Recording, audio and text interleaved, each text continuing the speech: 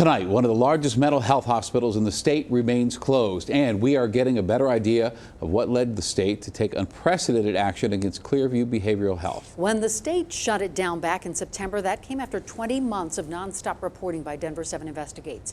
Chief Investigator Tony Kowaleski is back tonight with the inside story. This is abusive. The parking lot sits empty. They were treating patients as pawns to make more money than they were entitled to make. Inside, stacked and packed boxes sit in the lobby.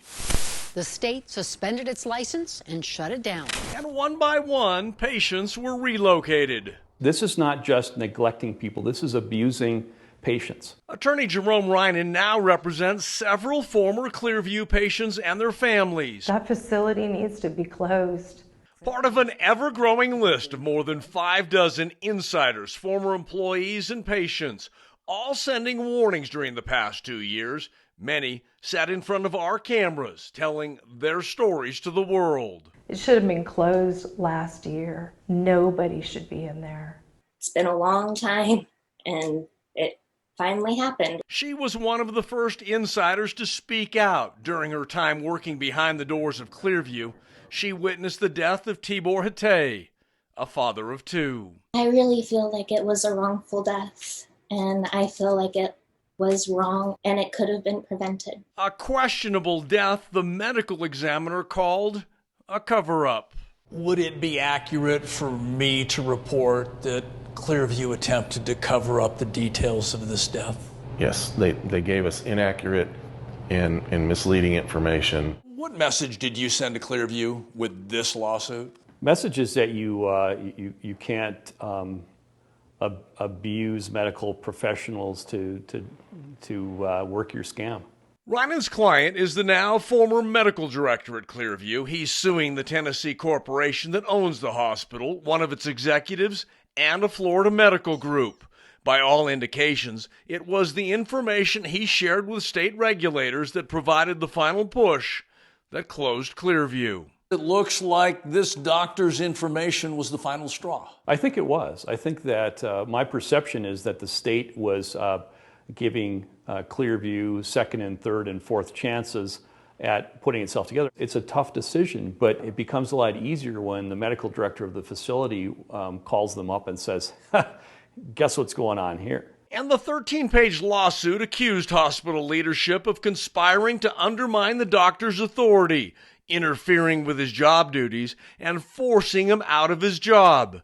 The lawsuit also says out-of-state doctors were paid excessive salaries to admit and hold patients longer than necessary without a proper assessment or consultation with the patient. It says medical records were regularly manipulated. The lawsuit accuses a Clearview senior manager of causing employees to engage in illegal, wrongful, and unethical behavior. And it says staff was using M1 holds on patients so they could be given involuntary injections of medications. Accusations consistent with what we've heard multiple times from several former employees. Because of the news reports and people coming through, following through, that they're being held accountable. It's unfortunate. They should have done something a long time ago. They're trying to keep people and get more money out of insurance, and it's just wrong. And accusations also brought forward by courageous former patients. You can't treat people the way that they treat people. People are not animals. People are not paychecks. Pressure that continued for more than 20 months before regulators finally closed Clearview. Effective today, they are no longer in operation. Has the state ever done this before? No, Tony. At least in my 17 years here at CDPHE, we have never closed a behavioral health hospital. And while the doors to Clearview remain locked, Colorado's Attorney General continues to investigate the death of Tibor Hatay and multiple claims of Medicare and Medicaid fraud. Help people understand what was the final straw?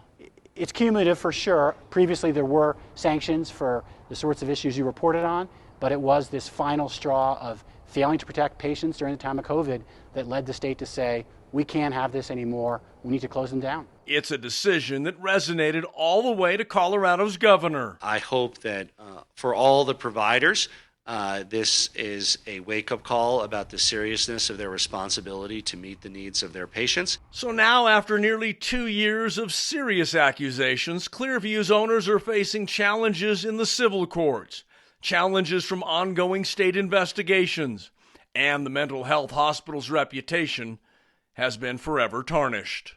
The state has basically closed the doors. There's nobody at Clearview anymore. Is that closure for you? Absolutely. Hopefully it can't happen again. You started an investigation. I filed lawsuits, and enough people have come forward to make the health department finally step in and do something that they should have done 2 years ago. It's a little bit late, but it's the right thing. Clearview's legal team will have an opportunity to respond to the lawsuit's accusations in court. We also reached out to Clearview's corporate office in Tennessee and its attorneys here in Denver, offering both an opportunity to respond to our reporting. Our calls and our emails have not been returned. I'm Chief Investigative Reporter Tony Kowaleski.